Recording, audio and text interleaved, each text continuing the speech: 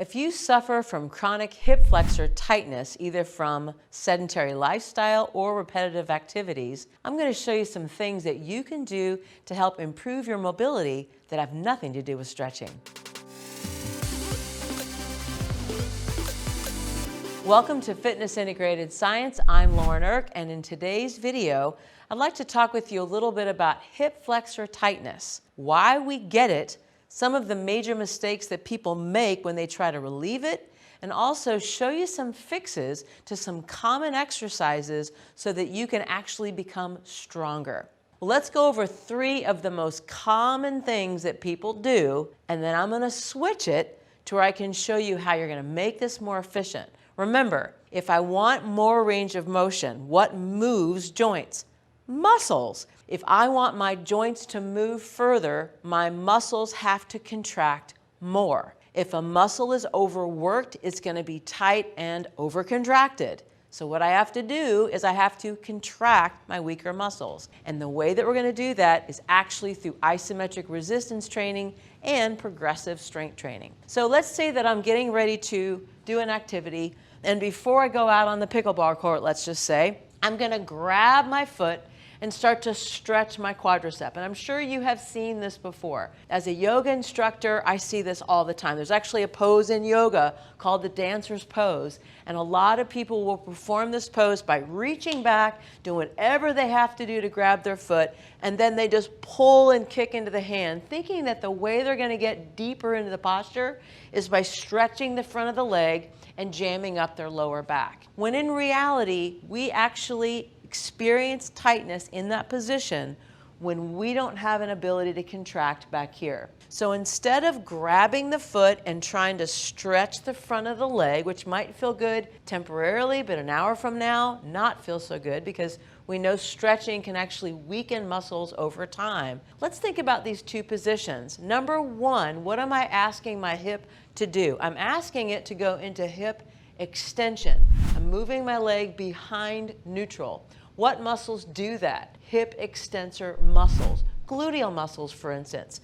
So if I'm doing this by contracting my glutes, the more that my nervous system notices tension back here, I start to get a feeling of, oh, I'm stable.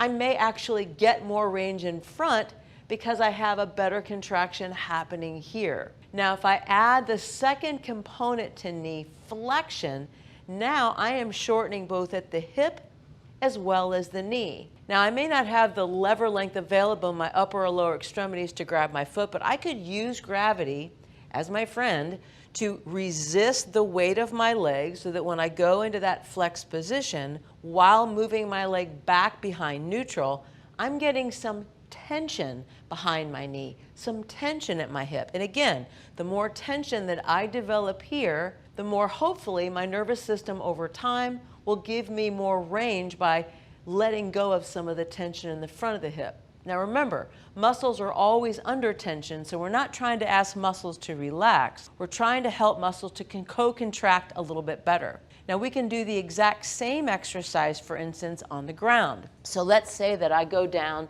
into all fours. From here, I'm starting off in a position of hip flexion. Now if I take that same leg, moving it against gravity, which I'm actually at a greater force angle up here, right? Because I'm working at 90 degrees.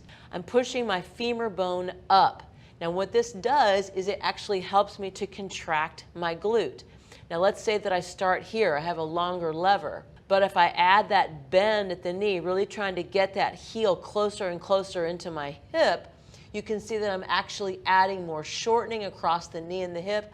I may lose a little bit of my range of motion, but if I focus on tightening these muscles and gently engaging those over time, what's going to happen is the muscles in the front of the leg are going to release. Lastly, I can do the exact same thing against the ground. So now my legs can't go anywhere. They're against the floor. I would definitely lay flat on your belly. Then from here, practice pressing your hips into the ground. Already, we're getting hip extensors. We're working our glutes. Then from there, practice maybe raising one leg off the ground. So this is the whole length of the leg, and I am really feeling some great gluteal work. And the higher I get that leg up there, which is going to be determined by my strength as well as my structure, right, my anatomy, the more my hip flexor muscles have to give way. Then again, I could shorten my lever mechanically from a matter of weight, but I'm asking for me to bend my knee, and you're going to notice it is so much harder to lift that leg off the ground because, again, I'm shortening behind the knee and the hip. Doing that over time, your hip flexors are going to feel a whole lot better. Now, for my second exercise, and this is something that I saw a lot when I taught yoga for many, many years in my studio, is people go into a bridge position and they would take their hips up to the ceiling and then put a lot of objects, maybe a chair or yoga blocks or something, and try to push their hips to the ceiling to try to get a stretch or try to get a lengthening sensation in those hip flexor muscles. Here's the fix. As I go up, let's employ some of those same things that I just talked about. Instead of pushing up to the ceiling and just focusing on jamming my lower back to try to release tension here, think about what is actually shortening against gravity. It's, again, the hip extensor muscles. My knee is already in that flex position. So if I want to make it even more engaged, what I can do is isometrically imagine drawing the heel of the foot back to the shoulder. What that does is it directs attention to the back of the knee, which makes the back of the hip engage even more. Now, obviously, there's going to be an end range as to how much I can push those hips back up. But again, the more that I focus on engaging here as well as behind the knee, automatically I'm going to have a better interplay. My nervous system may actually give me more range and less tension in my hip flexors up here. Now, from my last exercise that people do to try to release tension, it's going to be the lunge for sure. So let's say that I take one leg in front, place the hands in front, and I'm focused on stretching my hip flexors, so I just press and shove my hips forward, which may feel good here for a second, but again, if I'm not engaging back here, and I'm just focusing on stretching in here, not only could I be jamming my lower back, I could actually be weakening this hip complex. So how do I fix this? An easy way to do this is by using, again, the idea of an isometric contraction. So imagine pushing your leg down and back and sliding it away from you, as if you're sliding your forward foot in front of you. What this does, it immediately makes me tighten into that back glute. Now, the moment, I always tell my students this, the moment that you can no longer develop tension in the glute, you're done. Don't keep shoving your hips forward. Just focus your attention on squeezing into your glute. Now, eventually, as your hips get stronger, you may get more range of motion, but you know what the most important thing is?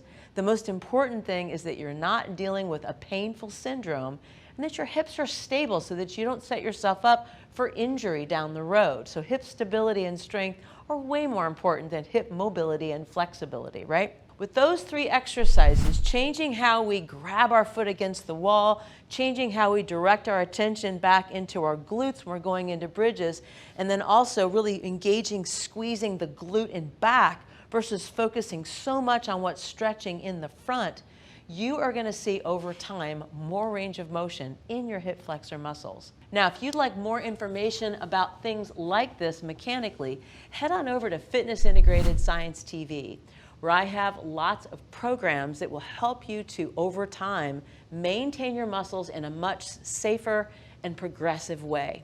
Also, if you like this video, make sure to give me a thumbs up and click the indications bell so that you are notified anytime that I put out a new video. Thank you so much for watching, and I'll see you next time.